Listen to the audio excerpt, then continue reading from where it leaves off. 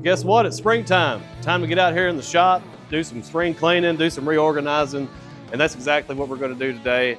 We got our attachments down from our 14 to 20 mini excavator series, and so what we did was we rearranged the buckets and the rippers and the rakes and everything, and we're just going to put them back here on the shelf. And to do that, we have our Hisckeno HK2500N skid steer. Remember guys, this is equipped with a Kubota 25 horsepower engine. This thing's very tough, has very smooth hydraulics, which you'll see as we demonstrate the use of the pallets and rearranging them on the shelf in just a few moments. And so I guess here shortly we'll hop on it and we'll show you what this thing can do. We'll see you here in a few seconds.